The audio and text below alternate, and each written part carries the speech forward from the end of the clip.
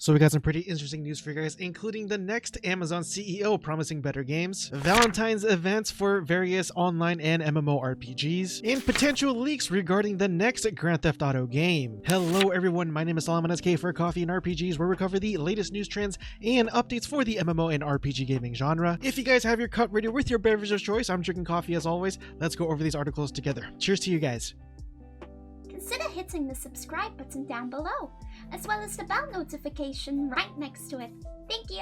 And really quick before we begin, I just wanted to let you know that if you do have the Epic Game Store on your PC, you could actually get a free copy of Metro Last Night, as well as a game called For the King. And since we are already on PCGamer.com, let's go ahead and get started with a few articles from them.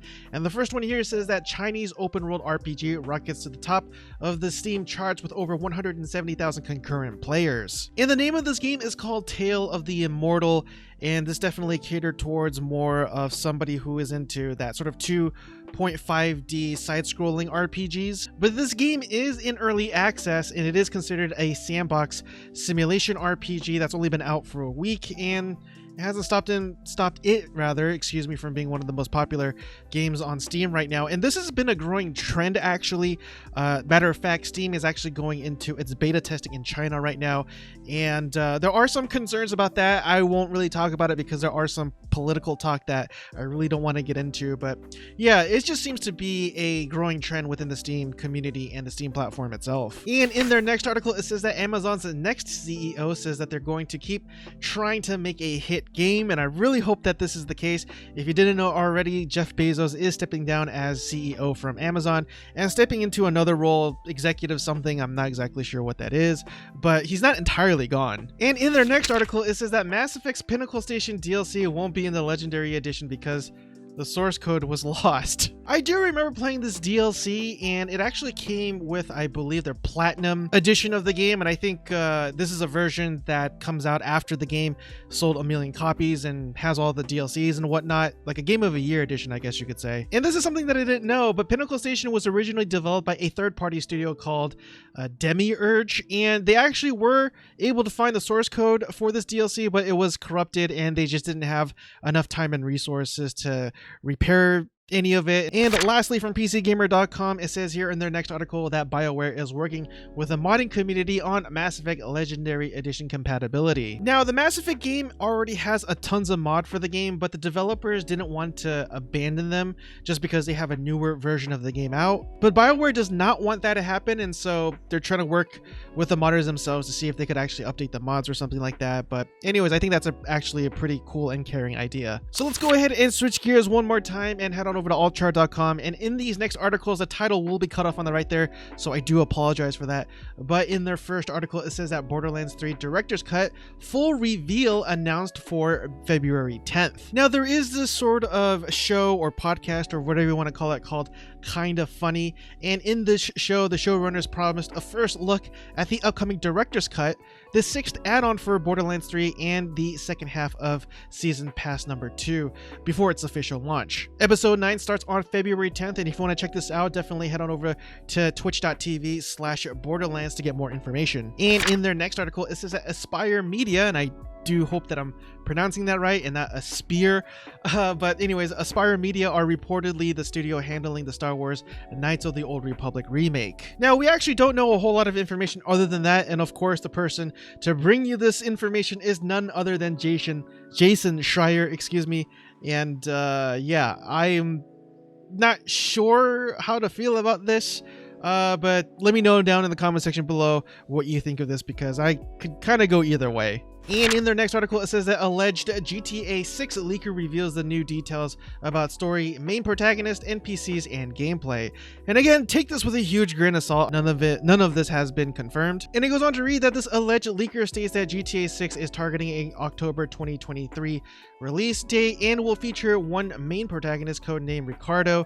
Additionally, the game's main story will be around 60 hours long, and the map covers Miami, Florida. And this is actually provided from 4chan, and it looks like They really don't trust 4chan, or at least that's the impression that I get from reading this article. But anyway, some of the key details, or the leaks rather, is that the chapter system is similar to Red Dead Redemption 2, and the first 2 chapters are set in the late 1970s. GTA Online counterpart for this game will be released a few months after the single player counterpart releases, very similar to, again, Red Dead Redemption 2. And you actually get to meet Ken Rosenberg, who was the lawyer from GTA Vice City. Consoles are being prioritized so that the PC version will be released later after optimization. And it wouldn't be GTA if the game wasn't very politically incorrect. So, you know, can't talk about politics, but I'm not gonna lie, I'm kind of pleased about that.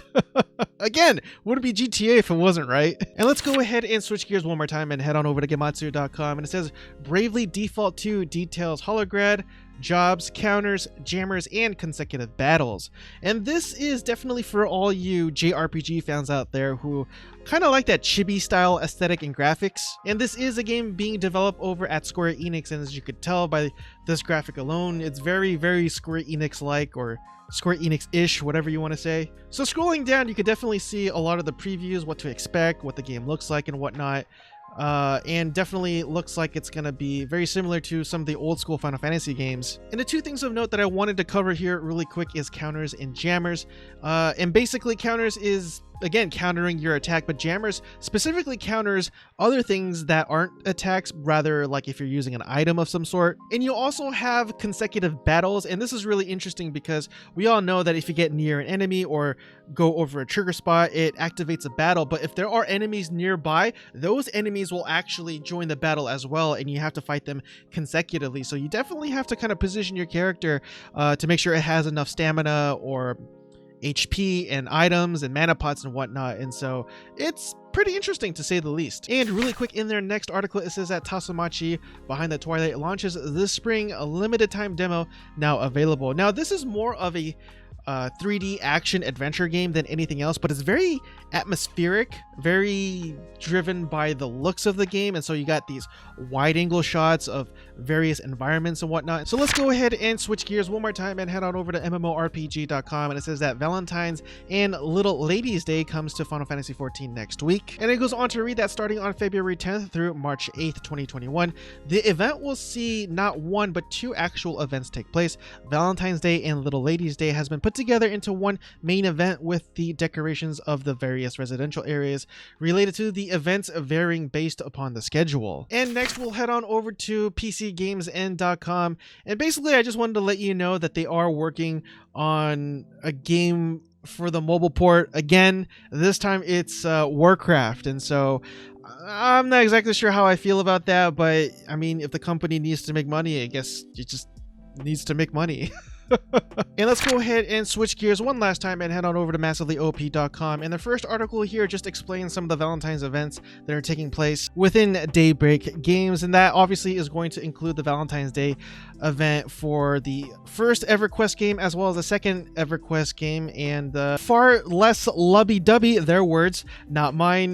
They're having an Outfit Wars in Planetside 2, and DC Universe Online is already seeing a Valentine's update from their update that they had called Update 110, which will introduce the Valentine seasonal event as well. And really quick, if you always wanted to play Skyforge but only have the Nintendo Switch to play it on, well, fortunately it finally comes out on the Nintendo Switch, and it says here Skyforge launches on the Nintendo Switch today with limited time cosmetics, as always, as celebrations. And so, and in their next article, and this is going to bring a lot of salt to a lot of people, but it says Magic Legends begins selling discounted cosmetic bundles ahead of its open beta. And so no matter the salt, and you're gonna see a lot of that in the comment section below of this article, I can't really be surprised. This is perfect world entertainment that we're talking about, for better or for worse. I'll leave that up to you. But apparently it's half off right now at $40, that the bundle that they're selling, and so it's possible that this bundle normally is going to go for $80, which is kind of insane to me right now. But anyways, if you really want to get your hands on this game, you could support them by pre-purchasing a bundle before the beta. And lastly, in their next article, it says that Sea of Thieves' first season has arrived with new voyage type and LTM. So if you didn't know already,